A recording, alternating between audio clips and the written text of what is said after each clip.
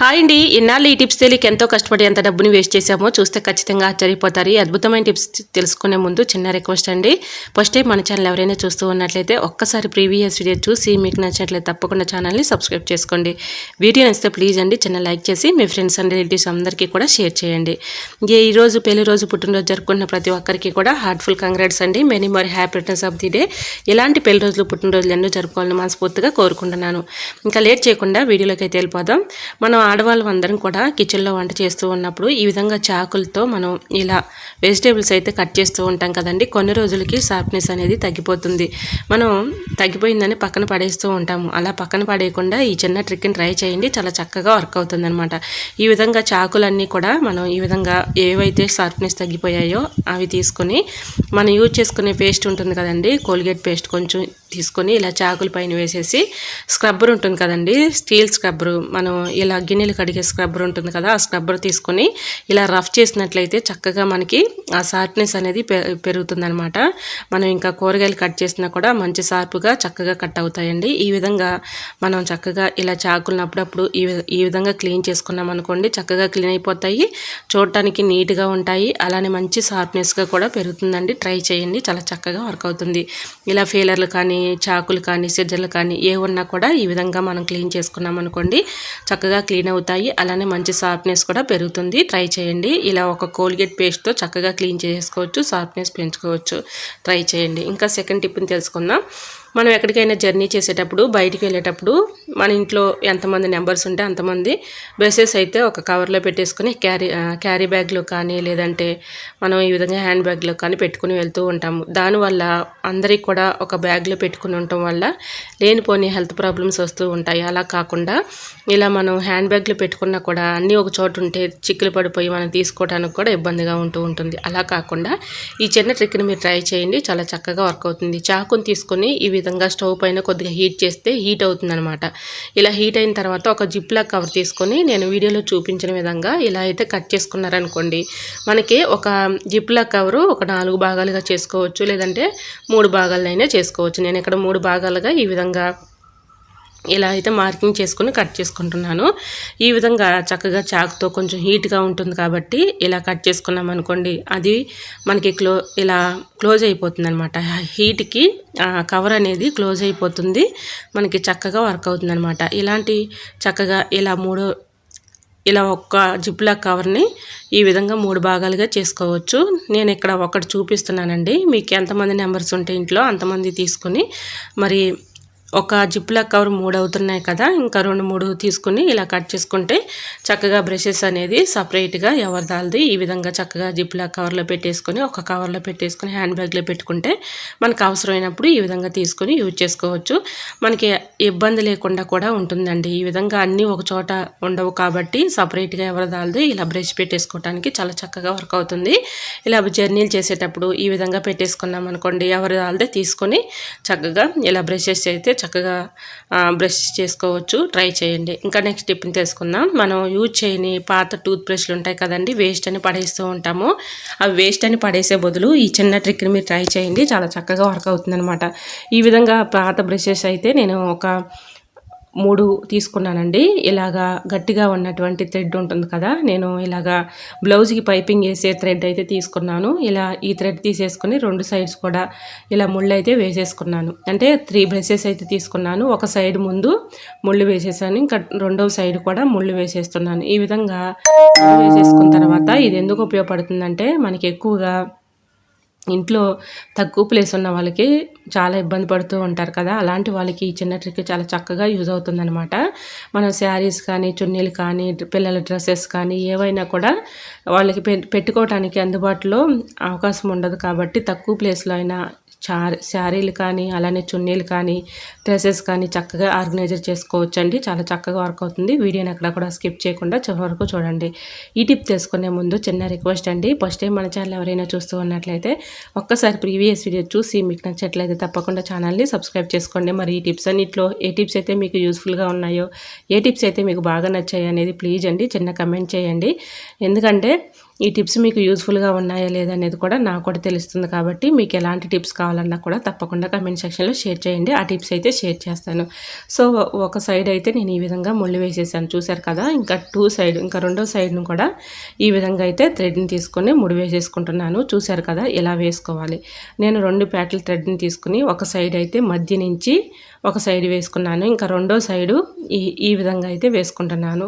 So ఈ విధంగా వేసుకున్న తర్వాత దీనికి ఆర్గనైజర్ ఎలా చేసుకోవాలనేది చూపిస్తున్నాను చూడండి. ఈ విధంగా ముళ్ళు అయితే వేసేసుకున్నాం కదా.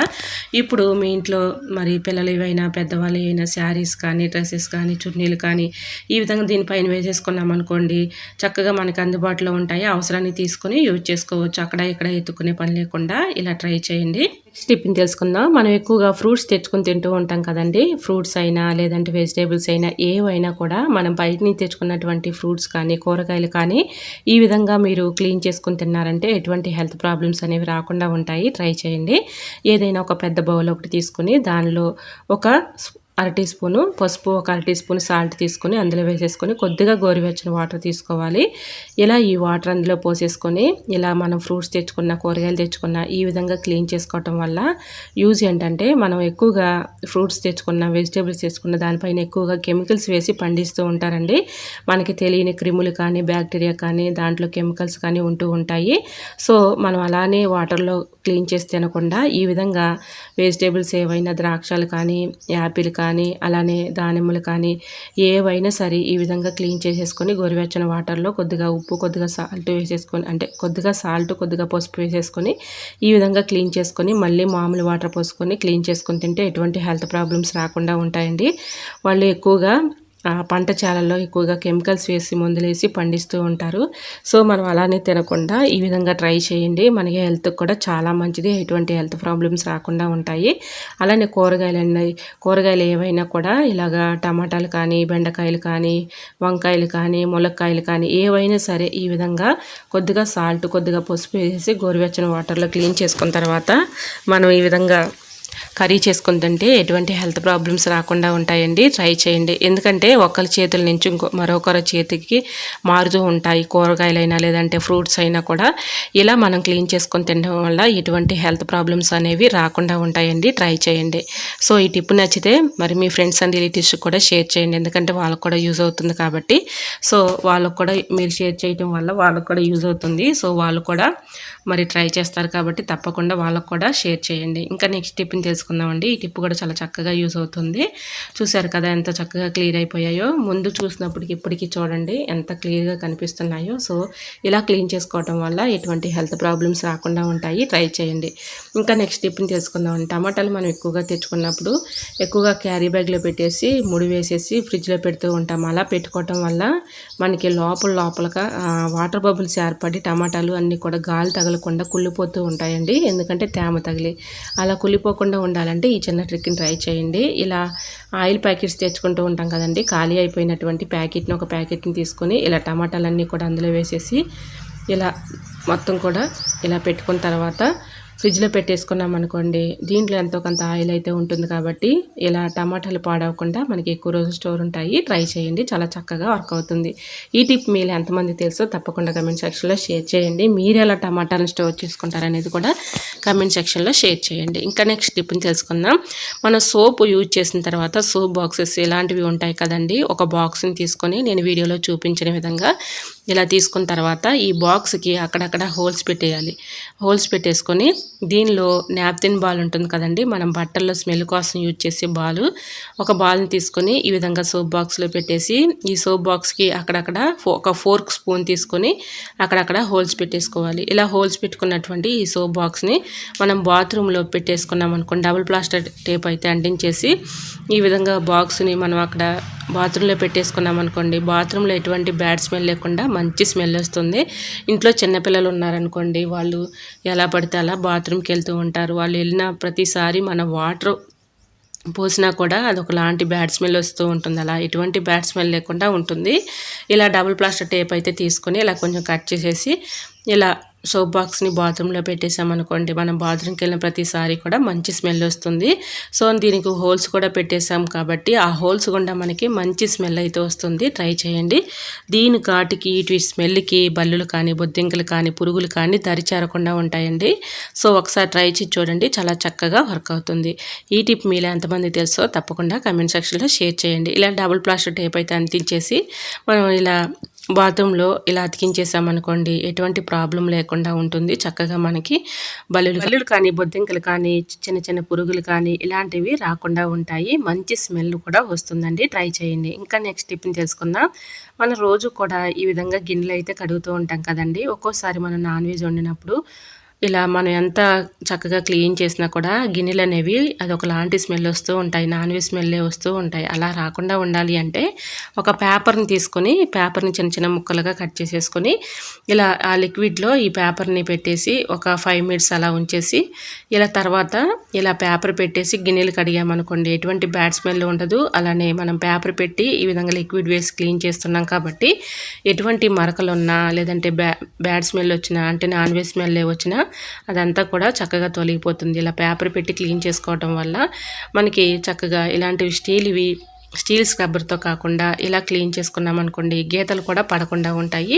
సో మనకి గిన్నెలు కానీ ఇలాంటి గ్లాసెస్ కానీ ఇలాంటివి మనం ఈ స్టీల్ స్క్రబ్బర్ పెట్టి రుద్దకుండా ఈ విధంగా పేపర్ పెట్టి లిక్విడ్ వేసి రుద్దామనుకోండి, చక్కగా క్లీన్ అవుతాయి. ఎటువంటి గీతలు లాంటివి పడకుండా ఉంటాయి. సో మనకి చక్కగా క్లీన్ అవుతాయి. మనకి ఇలా నాన్ వెజ్ స్మెల్ రాకుండా కూడా ఉంటాయి. ట్రై చేయండి, చాలా చక్కగా వర్క్ అవుతుంది. ఇంకా నెక్స్ట్ టిప్ని తెలుసుకునే ముందు చిన్న రిక్వెస్ట్ అండి. ఫస్ట్ టైం మన ఛానల్ ఎవరైనా చూస్తూ ఉన్నట్లయితే ఒక్కసారి ప్రీవియస్ వీడియో చూసి మీకు నచ్చినట్లయితే తప్పకుండా ఛానల్ని సబ్స్క్రైబ్ చేసుకోండి.